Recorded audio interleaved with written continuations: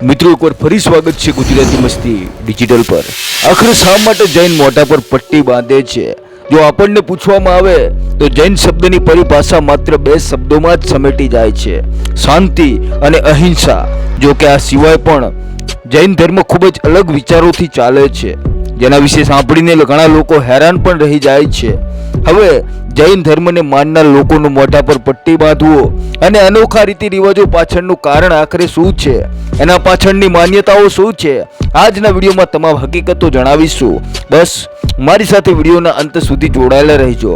પરંતુ હા મિત્રો, વિડીયો શરૂ કરતા પહેલા એક નાનકડી વિનંતી છે। જો આપ ચેનલ પર નવા છો તો વિડીયોની નીચે દેખાતું લાલ રંગનું સબસ્ક્રાઇબ બટન દબાવી અને બેલ આઇકોન પ્રેસ કરવાનું ના ભૂલતા, જેનાથી આવનારા વિડીયો મળે આપને સૌથી પહેલા। મિત્રો, જ્યારે આપ ગૂગલ બાબાને પૂછવા જશો કે દુનિયાનો સૌથી જૂનો ધર્મ કયો છે, તો તેમાં સૌથી પહેલો જવાબ આવશે સનાતન ધર્મનો। પરંતુ જૈન ધર્મને માનનાર લોકોને પૂછવામાં આવે તો એમનું માનવું છે કે તેમનો ધર્મ સૌથી જૂનો છે। જો કે જોવા જઈએ તો સિંધુ ઘાટીની સભ્યતામાં જે નિશાનો મળ્યા છે અને એ જ ગુફામાં વસ્ત્ર વિનાના લોકોની તસવીરો પણ મળી છે, જે પદ્માસન કરતા જોવા મળે છે, અને જૈન ધર્મના ભગવાનની પણ આ જ પ્રકારની મુદ્રા છે। જો એ આધાર પર જોવા જઈએ તો ભલે જૈન ધર્મની શરૂઆત પાછળથી થઈ હોય, પરંતુ આ ધર્મની જે માન્યતાઓ છે તે પહેલાથી ચાલી આવે છે। આપને જણાવીએ કે આ લોકો ખૂબ જ કઠોર તપ કરે છે, જેમાં બોડી એટ્રેક્શન સમાપ્ત કરવા માટે જૈન સાધુ સાધ્વી સુલોચન કરે છે, અને આને તપ પણ કહેવાય છે। જે તપમાં શરીરના વાળ હોય છે તેને પોતે જ ઉખાડવામાં આવે છે, જેનાથી બોડી એટ્રેક્શન ના થાય અને લોકો એકબીજાના પ્રત્યે આકર્ષિત ના થાય, તેમનું સમાજમાં ઉપસ્થિત બીજા લોકોના પ્રત્યેનું આકર્ષણ સંપૂર્ણ રીતે સમાપ્ત થઈ જાય। જો કે મિત્રો, આપણે જૈન શબ્દના મતલબને જાણવાનો પ્રયત્ન કરીએ તો આ શબ્દને જે શબ્દથી બનાવવામાં આવ્યો છે એનો મતલબ છે કે એ પુરુષ જેને સમસ્ત માનવીય વાસના ઉપર પોતાનો કાબુ મેળવી લીધો હોય। તીર્થકરો આ મામલે સંપૂર્ણ હતા। આપ જાણીને હેરાન રહી જશો કે જૈન ધર્મ બેલ્જિયમની સૌથી અમીર કમ્યુનિટી છે। એટલું જ નહીં, દુનિયાના લગભગ 60% હીરાનો વેપાર કરનાર લોકો જૈન ધર્મથી સંબંધ ધરાવે છે, જે સંપૂર્ણ રીતે શિક્ષિત હોય છે અને તેમને વ્યાપારની સારી એવી સમજ હોય છે। મિત્રો, જૈન ધર્મના સૌથી પહેલા તીર્થકર હતા ઋષભદેવ। જો કે આ ધર્મમાં 24 તીર્થકર થયા, પરંતુ મહાવીર ભગવાનને જૈન ધર્મમાં ખૂબ જ ખાસ જગ્યા મળી છે। જો કે મિત્રો, જૈન ધર્મમાં સંપૂર્ણ રીતે એકતા જોવા નથી મળતી, કારણ કે આ ધર્મમાં પણ બે પ્રકારના લોકો હોય છે, એક શ્વેતાંબર અને બીજા દિગંબર। આપને જણાવીએ કે જે શ્વેતાંબર હોય છે તે પાતળા કપડાઓનો ઉપયોગ કરીને પોતાના શરીરને ઢાંકે છે, તો દિગંબર જૈન દિશાઓને જ પોતાના વસ્ત્રો માને છે અને આજીવન નગ્ન રહે છે। પરંતુ મિત્રો, માત્ર નગ્ન રહેવાથી કોઈ જૈન મુનિ નથી બની જતા, તેના પાછળ ખૂબ જ કઠોર તપસ્યા કરવી પડે છે। આપને જણાવીએ કે શ્વેતાંબર જૈન મોઢા પર પટ્ટી બાંધી રાખે છે। તેમનું માનવું છે કે જે બેક્ટેરિયા જીવ હોય છે તેની મોઢું બાંધવાથી હત્યા નથી થતી, એટલે તેઓ મોટા ભાગે મોઢા પર પટ્ટી લગાવે છે। જૈન ધર્મના લોકો જમીનના નીચે ઉગતી વસ્તુઓને નથી ખાતા, કારણ કે આવી વસ્તુઓ ખાવાથી જીવ હત્યા નિર્દેશ છે।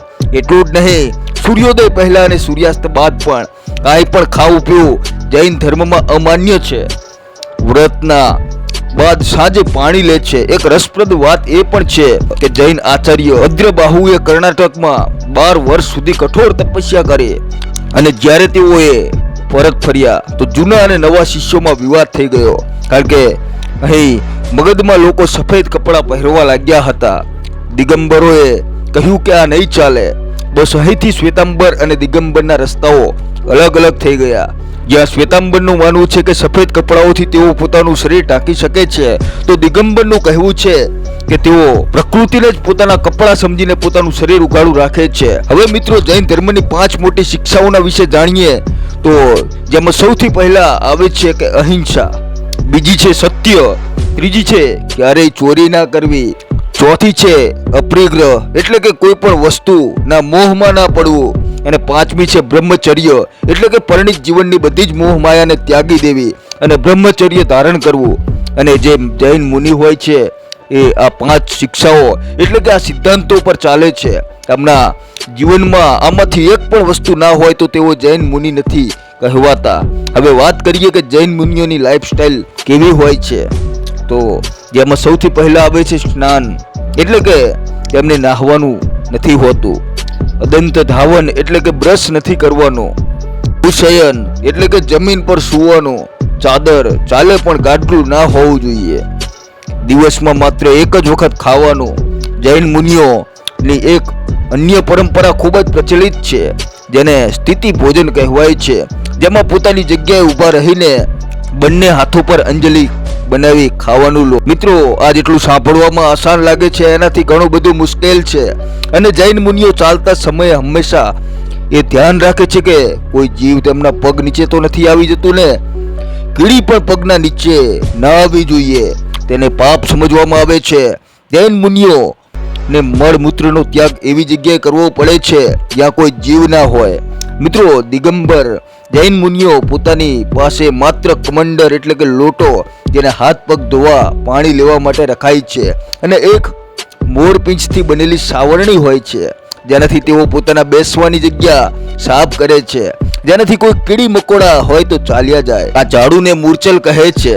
હવે સવાલ એ ઊભો થાય છે કે આ ઝાડુ કેમ મોરપીંછથી જ બનેલું હોય છે? તો મિત્રો, અને કોઈની પાસેથી માંગવું અથવા લેવું પડે છે. પોતે જ કુદરતી રીતે પોતાના પીછા ખેરવે છે, જેનાથી પ્રકૃતિને કોઈ નુકસાન નથી થતું. મિત્રો, જૈન ધર્મમાં વ્રત રાખવાને પણ ખૂબ જ મહત્વપૂર્ણ સ્થાન આપવામાં આવ્યું છે. મુનિઓ ઘણા લાંબા સમય સુધી પણ વ્રત રાખે છે. ઘણીવાર તો મોક્ષ પ્રાપ્તિ માટે જૈન ધર્મના અનુયાયીઓ મૃત્યુના સમય સુધી ખાવા પીવાનો સંપૂર્ણ રીતે ત્યાગ પણ કરી દે છે. આ એક રીતે આમરણ ઉપવાસ હોય છે, જેનાથી તેઓ આ શરીરને છોડીને મોક્ષ પ્રાપ્ત કરી શકે. આ બધી વાતો સાંભળીને આપને અંદાજ આવી ગયો હશે કે જૈન ધર્મના ઘણા અબજોપતિ પણ આવી પોતાની તમામ એસો આરામ સાહેબી છોડી દાન કરીને ધર્મના રસ્તે કેટલી મુશ્કેલ ભરી જિંદગી પસંદ કરે છે. સત વંદન છે આવા સાધુ સાધ્વી મુનિઓને. મિત્રો, જો આપને આજની માહિતી પસંદ આવી હોય તો વિડીયોને લાઈક કરવાનું ના ભૂલતા. જય હિન્દ, જય ભારત.